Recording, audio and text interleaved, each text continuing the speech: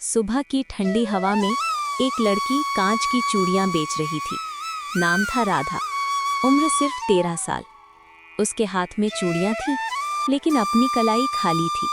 चूड़ी ले लो दीदी, सस्ती हैं। कांच की चूड़ियां जरा सी ठोकर में टूट जाती हैं, और गरीब की जिंदगी भी। घर जो घर जैसा नहीं। राधा झुग्गी में लौटती है। आज कितना कमा लिया? बस इतना। माँ पैसे गिनती है। पैसे कम थे, लेकिन उम्मीद उससे भी कम। पिता कई साल पहले शहर में काम ढूंढते हुए लौटे नहीं। राधा रोज स्कूल के बाहर रुकती। घंटी बजती, बच्चे हंसते हुए अंदर जाते। उसने किताब नहीं छुई थी, लेकिन अक्षरों से प्यार था। एक टीचर ने देख लिया। तू पढ़ना चाहती है? राधा की आंखें भर आई। पढ़ाई से पेट नहीं भरता। माँ जानती थी, गरीब लड़की के सपने सबसे पहले कुचले जाते हैं। राधा चुप रही। उसने माँ से बहस नहीं सीखी थी। चूड़ियां बेचते वक्त एक लड़का मजाक करता है। गरीब लड़की, किस्मत भी सस्ती होगी। सब हंसते हैं। राधा ने चूड़ियां नहीं, अपना अपमान समेटा और चल दी। उस रात उसने खाना नहीं खाया। एक रात माँ जोर जोर से खांसने लगी। माँ, आँख खोनोंगा। इलाज लंबा चलेगा। माँ, आँख खोनोंगा। पैसे कितने लगेंगे?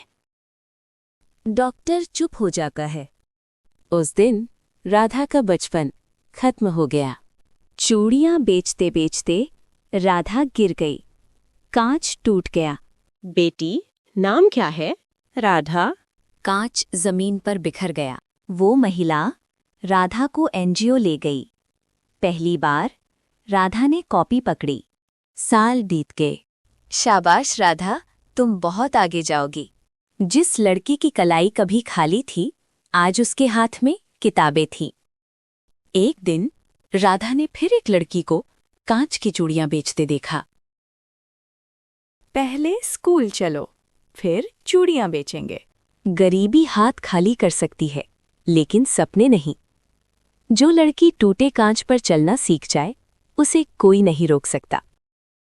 कई साल बाद राधा फिर उसी गली में खड़ी थी, जहां कभी वो कांच की चूड़ियां बेचती थी। वही सड़क, वही शोर, बस हालात बदल चुके थे। यहीं से सब शुरू हुआ था। एक बूढ़ा चूड़ी वाला फटे कपड़ों में वहीं बैठा था। बेटी, चूड़ियां ले लो। राधा की आंखें भर आईं। चूड़ियाँ नहीं बाबा, आपका हाल पूछने आई हूँ। गरीबी उम्र नहीं देखती, बस इंसान को थका देती है। बेटी, मेरी बेटी भी तेरी उम्र की थी। पढ़ना चाहती थी, लेकिन गरीबी ने उसे जिंदा नहीं छोड़ा। राधा का दिल कांप गया। राधा चुप रही। कुछ दर्द शब्दों से बड़े होते हैं। उस रात राधा सो नहीं पाई। माँ की आवाज, चूड़ियों की खनक, सब कानों में गूंज रहा था। अगर मैं कुछ नहीं कर पाई तो मेरी पढ़ाई किस काम की? अगले दिन राधा ने एनजीओ में एक नई योजना शुरू की। जो बच्चे काम करते हैं, उनकी पढ़ाई यहीं से शुरू होगी।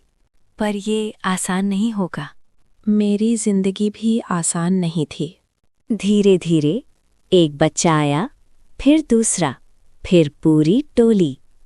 कांच की चूड़ियों की आवाज अब किताबों के पन्नों से बदल रही थी। दीदी, आज मैंने अपना नाम लिखा। बस यही असली चूड़ी है।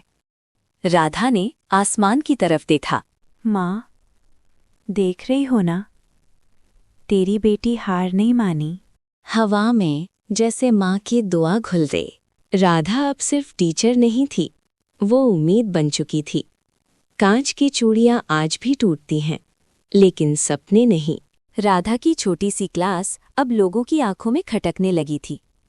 एक दिन सरकारी अफसर आए। बिना अनुमति स्कूल चलाना गैर कानूनी है। बच्चे डर गए। दीदी, अब हमें पढ़ने नहीं देंगे। राधा का दिल कांप गया, लेकिन आवाज नहीं। अगर पढ़ाना गुनाह है तो ये गुनाह मैं रोज करूंगी। वही लोग जो कभी हंसे थे आज फिर बोल उठे। चूड़ियां बेचने वाली अब टीचर बन गई। राधा ने सिर झुका लिया, लेकिन इस बार शर्म से नहीं, सब्र से। उस रात राधा माँ की तस्वीर के सामने बैठे। माँ, अगर मैं रुक गई तो उन बच्चों का क्या होगा? हवा चले दिया हैगा, जैसे माँ ने कहा हो, रुकना मत। राधा ने दर दर दस्तक दी, कभी दफ्तर, कभी स्कूल, कभी एनजीओ। अगर तुम सारे बच्चों को सरकारी स्कूल में भर्ती कराओ तो हम मदद करेंगे। सच? सरकारी स्कूल पहुंचे बच्चे। भीड़, लंबी लाइन, कागजों की मांग। राधा को लगा सपने फिर टूटेंगे। उस दिन राधा ने पहली बार ऊंची आवाज में बोला, अगर इन बच्चों के पास कागज नहीं तो कसूर उनका नहीं, हमारा है। कमरा चुप हो गया। कुछ हफ्तों बाद बच्चों के हाथ में किताबें थीं। दीदी, मेरा नाम स्कूल में लिख गया। राधा मुस्कुराई। ये मुस्कान कांच की नहीं थी जो टूट जाए, लेकिन अब उन आवाज़ों के बीच बच्चों की हंसी भी है। आज भी उसी गली में कांच की चूड़ियों की आवाज़ आती है। पहले पढ़ाई, चूड़ियां बाद में। कुछ भी हो जाए, परिस्थितियां कैसी भी हों, हमें पढ़ाई कभी नहीं छोड़नी चाहिए, क्योंकि शिक्षा ही वो ताकत है जो अंधेरे हालात में भी रोशनी बन जाती है।